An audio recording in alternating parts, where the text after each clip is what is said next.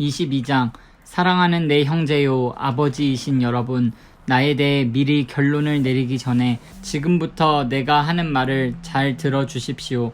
그들은 그가 히브리 말로 말하는 것을 듣고는 더 조용해졌다. 모두가 그의 말을 한마디도 놓치지 않으려고 했다. 그가 말을 이었다. 나는 길리게아의 다소에서 태어난 선량한 유대인입니다.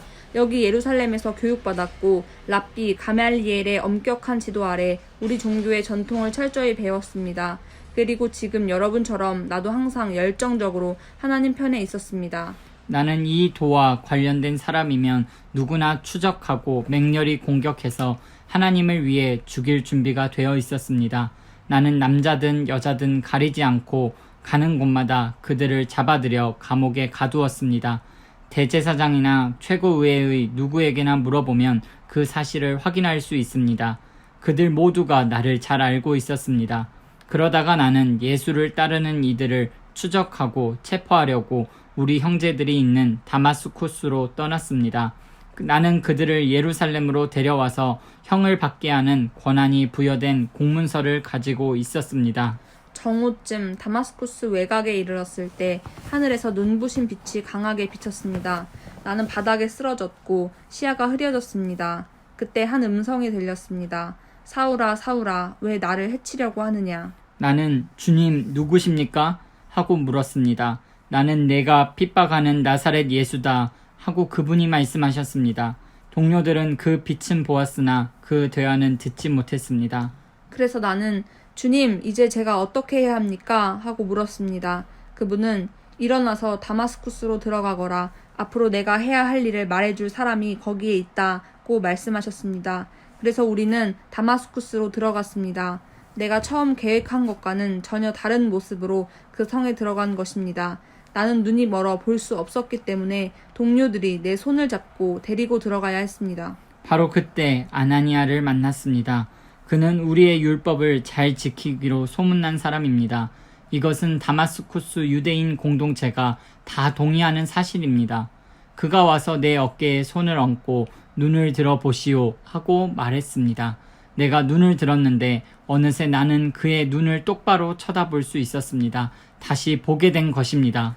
그러자 그가 말했습니다. 우리 조상의 하나님이 그대를 택하셔서 그분의 활동 계획을 알게 하셨습니다.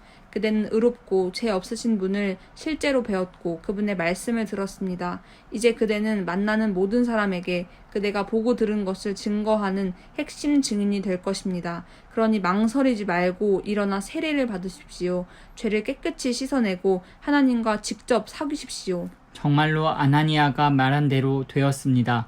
예루살렘으로 돌아온 뒤에 어느 날 나는 성전에서 하나님의 임재에 잠겨 기도하다가 그분을 뵈었습니다. 하나님의 의롭고 죄 없으신 분을 뵙고 그분께서 하시는 말씀을 들었습니다. 서둘러라, 최대한 서둘러 여기를 떠나라. 여기 예루살렘에 있는 유대인들 가운데 어느 누구도 내가 나에 대해 하는 말을 받아들이지 않을 것이다. 처음에는 반대했습니다. 저보다 적합한 사람이 누가 있겠습니까? 제가 주님을 믿는 사람들을 핍박하고 회당에서 마구 때리고 감옥에 가두는 일에 얼마나 열중했는지 모르는 사람이 없습니다. 주님의 증인 스데반이 살아들 때에도 바로 그 자리에서 제가 살인자들의 겉옷을 들고 그들을 응원했습니다. 그러나 이제 제가 완전히 돌아선 것을 그들이 알고 있습니다. 그러니 제게 무슨 자격이 더 필요하겠습니까?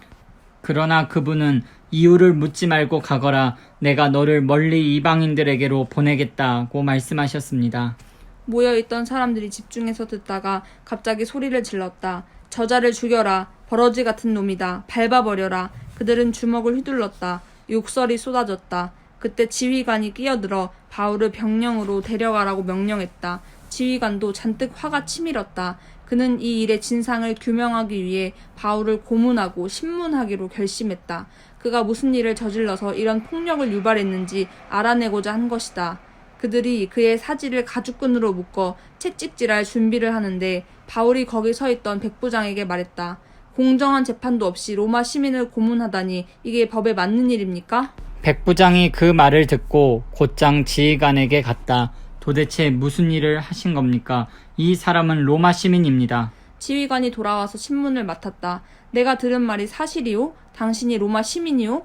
바울이 말했다. 분명히 그렇습니다. 지휘관은 관심을 보였다. 나는 큰 돈을 들여서 시민권을 얻었소. 당신은 얼마나 들었소? 전혀 들지 않았습니다. 바울이 말했다. 한 푼도 들지 않았습니다. 나는 태어날 때부터 자유의 몸이었습니다. 그것으로 신문은 끝났다. 그 일로 지휘관에게 하나님을 두려워하는 마음이 생겼다. 그는 로마 시민을 결박했고 하마터면 고문까지 할 뻔했던 것이다. 이튿날 지휘관은 문제의 원인을 규명하고 유대인들의 고발에 배후가 있는지 확실히 알아보기로 작정했다. 그는 바울의 결박을 풀어주고 명령을 내려 대제사장들과 최고의회를 소집했다. 그들의 생각을 알아보기 위해서였다. 바울은 안내를 받아 그들 앞에 섰다.